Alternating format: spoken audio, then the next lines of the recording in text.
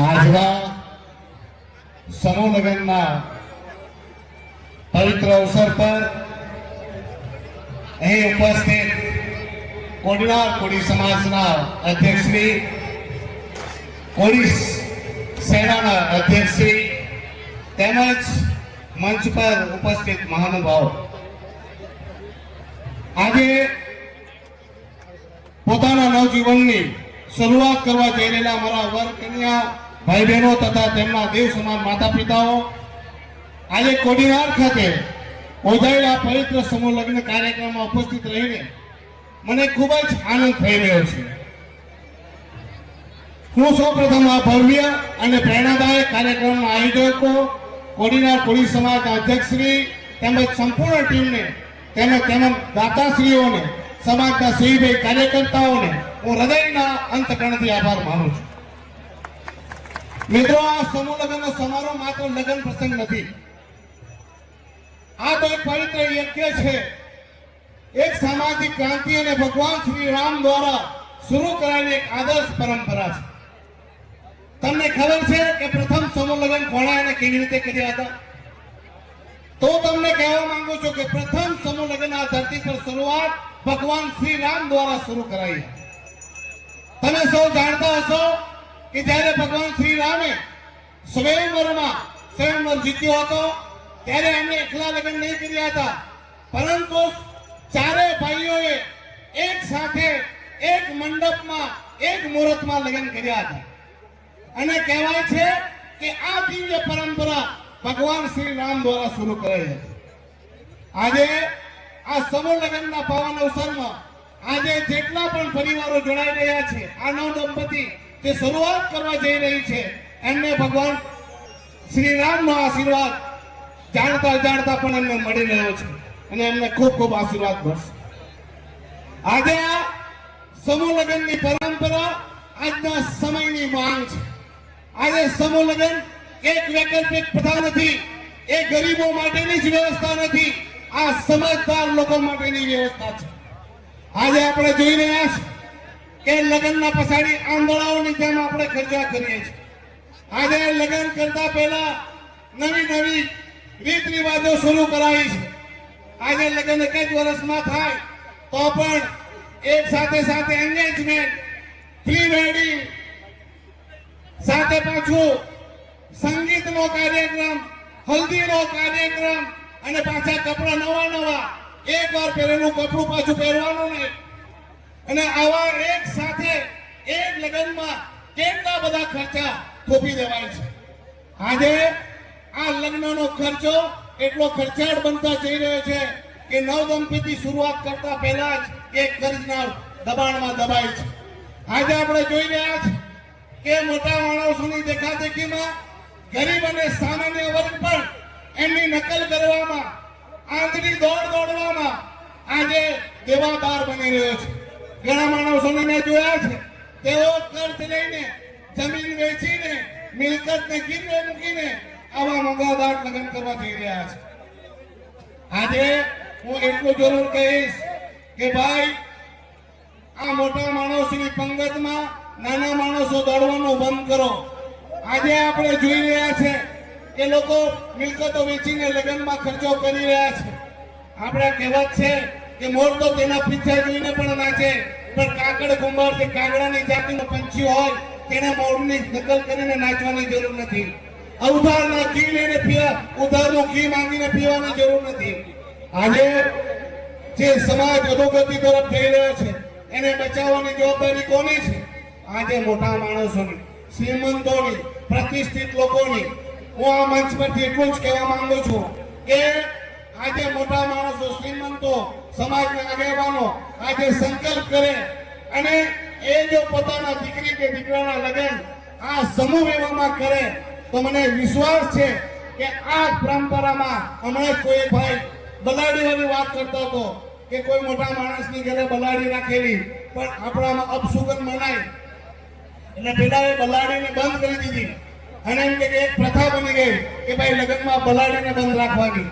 એમ જો આ નાનો માણસ અને ગરીબ માણસ તો મોટાની નકલ કરે, મોટા જ માણસો જો નક્કી કરે કે અમારા લગ્ન સમૂહ લગ્નમાં થશે અમારા દીકરી દીકરાના, તો આ ગરીબ પણ સામાન્ય વર્ગ પણ આ સમૂહ લગ્નમાં લગ્ન કરે અને એક નવી પ્રથા થાય અને સમાજમાં ક્રાંતિ થાય. એટલે શરૂઆત આપણા લોકોએ કરવી જોઈએ, મોટા માણસોએ કરવી જોઈએ. અને આ શીખવું હોય તો અમારા દીવથી શીખો. અમારા દીવમાં એક સાથે 300 જેટલા લગ્ન થાય એક વર્ષે. 4 થી 5 દિવસની અંદર એક સાથે 500 હોય કે 400 લગ્ન એક જ સાથે 100 ના ટુકડામાં. એક દિવસે 100 લગ્ન, એક દિવસ છોડીને બીજા દિવસે 100 લગ્ન, એવી રીતે 500 લગ્ન એક સાથે એક જ અઠવાડિયામાં થઈ જાય. અને ત્યાં પણ નિયમ ગરીબ હોય કે કરોડપતિ બધા માટે એક સરખો નિયમ, અને તે સમૂહ લગ્નમાં જ લગ્ન કરતા હોય. આ પ્રથા જો આખા કોળી સમાજમાં આવી જાય તો તમે વિચાર કરો કેટલો આપણો ફાયદો થઈ જાય. તે 5-7 મહિના સુધી વિવિધ લગ્નોમાં દોડાદોડ થાય એ સમય બચી જાય, કપડાના ખર્ચા બચી જાય, અને લગ્નમાં જે બિસ્માર ખર્ચો થતો હોય તે પણ બચી જાય. આજે સમૂહ લગ્ન માત્ર કાર્યક્રમ નથી, આ એક વિચાર છે, એક પરિવર્તનની માંગ છે અને સારા સમાજ તરફનું એક મજબૂત પગલું છે. હું આજે કોળી સમાજ વિશે પણ એક વાત કહેવા માંગુ છું. આજે આપણે દરેક જગ્યાએ અને આ વાત મેં દરેક જગ્યાએ કરી છે અને એ જ વાત હું અહીંયા પણ કરવાનો છું. આજે યાદ રાખજો, સમાજ હશે તો બધું મળશે. જો સમાજ જ તમારી સાથે ના હોય તો તમારું કોઈ અસ્તિત્વ રહેવાનું નથી. આજે આપણે ગુજરાતમાં જોઈ રહ્યા છીએ કે આજે આપણા ગુજરાતમાં સૌથી મોટો સમાજ હોય તો આપણો કોળી સમાજ છે. આજે 40% જનસંખ્યા આપણા કોળી સમાજની છે. આજે ભારતમાં 26 કરોડ લોકો આપણા કોળી સમાજમાં રહે છે. પણ મને બતાવો, આપણો આટલો મોટો સમાજ હોવા છતાં આપણા પાસે શું છે? આંગળીના વેડે ગણાય તેટલા એમપી, આંગળીના વેડે ગણાય તેટલા એમએલએ. આજે આપણે જોઈ રહ્યા છે કે કોઈ રાજકીય પાર્ટી મને બતાવો, કોઈ પણ હોય, ભાજપ હોય, કોંગ્રેસ હોય કે બીજી પાર્ટી, આપણી સમાજનો એક રાષ્ટ્રીય અધ્યક્ષ બતાવો મને કોઈ પાર્ટીએ બનાવ્યો હોય. એક પણ નહીં બનાવે.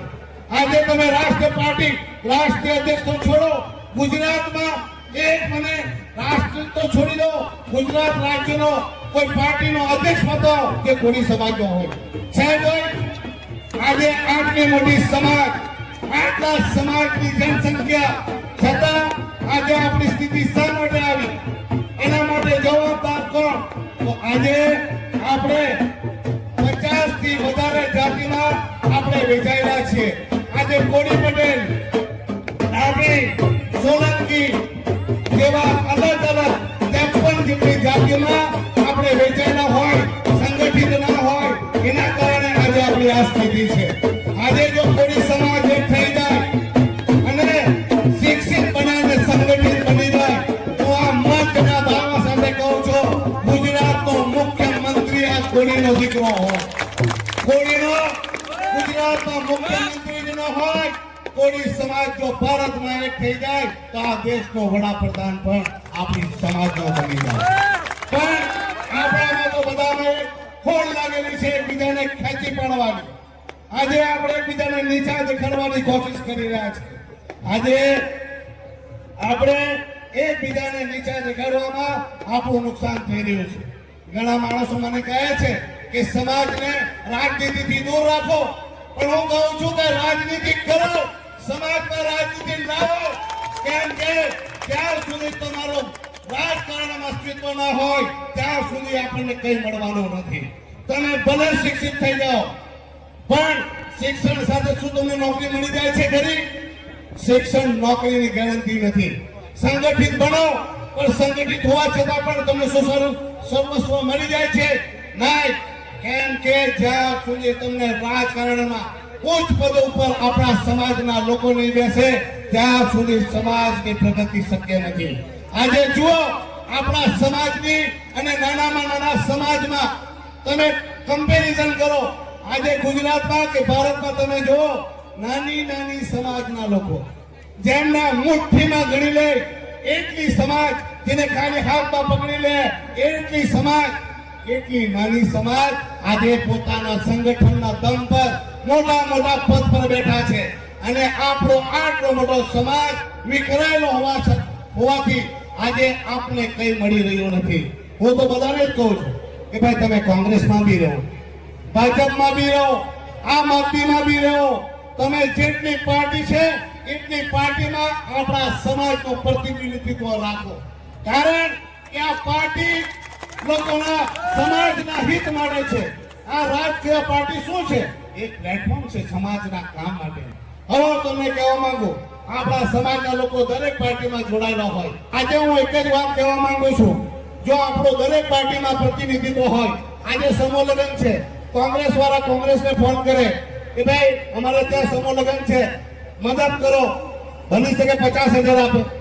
ભાજપ વાળાને ફોન કરે અને કે ભાઈ કોંગ્રેસ વાળા 50 આપી ગયા, ભાજપ વાળા પાસે હોઈ શકે 50 લાખ આપી જાય. ત્રીજી પાર્ટી આમ આદમી પાર્ટી છે, તેને ફોન કરે કે ભાઈ પેલા 50 આપી ગયા, તો બની શકે તે લાખ આપી જાય. આપણો ઉદ્દેશ શું હોવા જોઈએ? આપણા સમાજની પ્રગતિ. આજે જો આપણા સમાજમાં કઈ તકલીફ આવે, દુઃખ આવે, પીડા આવે, દરેક સમાજમાં દરેક પાર્ટીમાં જો આપણું પ્રતિનિધિત્વ હોય, કોંગ્રેસ વાળા કોંગ્રેસને ફોન કરે, ભાજપ વાળા ભાજપને ફોન કરે, બીજી પાર્ટી વાળા બીજી પાર્ટીમાં ફોન કરે, તો તે લોકો ચારે તરફથી મહેનત કરે તો સમસ્યાનું સમાધાન થાય કે ન થાય. એટલે હું તો દરેક વખતે કહું છું કે તમે લોકો દરેક પાર્ટીમાં રહો, પાર્ટીનો ઉપયોગ સમાજના સમસ્યાનું સમાધાન માટે કરો, પણ પાર્ટીનો ઉપયોગ સમાજનો ઉપયોગ પાર્ટી માટે ના કરો. કારણ કે આજે જો આપણે પાર્ટીનો ઉપયોગ આજે સમાજને તોડવામાં થઈ રહ્યો છે, તેના કારણે આજે સમાજની સ્થિતિ આવી થઈ છે. હું તો બધાને કહું છું, તમે તમારી પાર્ટીના નિષ્ઠાવાન કાર્યકર બનો, પણ અંધભક્ત કે ગુલામ ના બનો. પરંતુ દેશની કોઈ સૌથી મહત્વપૂર્ણ આજે આપણે તકલીફ હોય તો એ જ તકલીફ છે કે આજે આપણે પાર્ટીના ગુલામો બનીએ છીએ. સાથે એક જ વાત કહેવા માંગુ છું કે હવે કોળી સમાજે જાગવાની જરૂર છે. જો કોળી સમાજ નહીં જાગે તો આવી જ રીતે પતન થતું રહેશે. મિત્રો, હું તો કોંગ્રેસ અને ભાજપના નેતાઓને પણ કહેવા માંગુ છું કે જ્યારે ચૂંટણી આવે ત્યારે પાર્ટીઓ પાસે ટિકિટની ભીખ માંગવાનું બંધ કરો અને કોંગ્રેસ વાળા કોંગ્રેસને લિસ્ટ આપે કે અમારી સમાજનું અસ્તિત્વ આ 65 જેટલી સીટોમાં અને 17 જેટલી બીજી સીટોમાં અમારું છે. અગર 82 સીટો પર કોંગ્રેસ ટિકિટ આપે, ભાજપ પાસે ટિકિટ માંગે અને જો આ લોકો ટિકિટ ન આપે તો આપણો સમાજને જો પાર્ટીને નહીં અને એમને હરાવવાનું કામ કરો અગર પાર્ટી આપને ટિકિટ ન આપે. ત્યાં સુધી કોઈ પાર્ટી આપણે ગણવાની નથી. પાર્ટીને આપણે અસ્તિત્વ સમાજનું બતાવવું પડશે.